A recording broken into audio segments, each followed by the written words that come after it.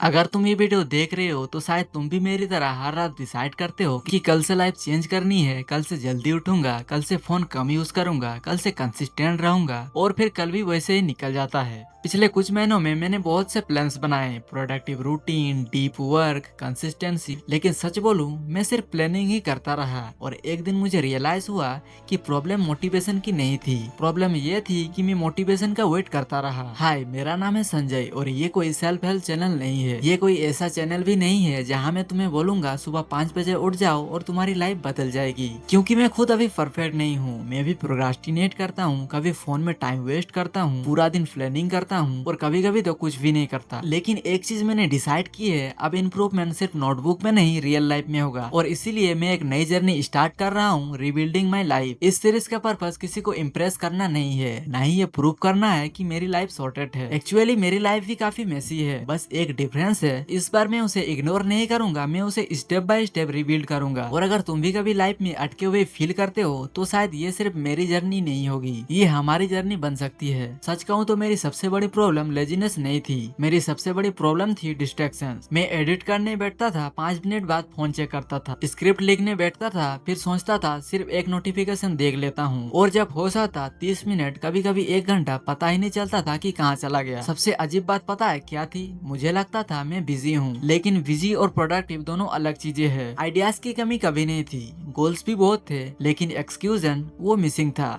और एक दिन मैंने खुद से एक सिंपल सा सवाल पूछा, क्या मैं वैसे ही जीना चाहता हूँ जैसे पिछले 1 साल से जी रहा हूँ? उस दिन मैंने कोई परफेक्ट रूटीन नहीं बनाया, ना ही 20 हैबिट्स लिखे, बस 3 सिंपल रूल लिखा। रूल नंबर 1, फोन मेरा टूल है, एंटरटेनमेंट मशीन नहीं। रूल नंबर 2, रोज काम होगा, चाहे सिर्फ 30 मिनट ही क्यों ना हो। रूल नंबर 3, कंसिस्टेंसी परफेक्शन से ज्यादा इंपॉर्टेंट है। सच बताऊं, ये रूल सुनने में बहुत सिंपल लगते हैं, लेकिन इसे फॉलो करना उतना सिंपल बिल्कुल नहीं था। अगर तुम सोच रहे हो कि उस दिन के बाद मेरी लाइफ इंस्टेंटली चेंज हो गई, तो ऐसा बिल्कुल नहीं है। मैं फेल हुआ, बीच में फोन भी चलाया, काफी बार रूटीन भी टूटा, लेकिन एक चीज इस बार अलग थी, हर बार गिरने के बाद मैं वापस शुरू करता था। शायद रियल प्रोग्रेस का मतलब कभी ना गिरना नहीं होता, बार बार उठना होता है। और मैंने डिसाइड किया कि इस जर्नी का पहला स्टेप प्रोडक्टिविटी नहीं होगा, ना ही डीप वर्क, ना ही 5 AM क्लॉक। सबसे पहले मुझे अपनी फाउंडेशन ठीक करनी थी, और मेरी फाउंडेशन थी स्लीप। जब मैंने अपनी लाइफ को देखा तो मुझे एक चीज समझ आई, मैं प्रोडक्टिविटी इंप्रूव करना चाहता था, लेकिन मेरी फाउंडेशन ही वीक थी। मैं लेट सोता था, सुबह लेट उठता था और पूरा दिन गिल्टी फील करता था, और गिल्टी इंसान अक्सर प्रोडक्टिव नहीं होता।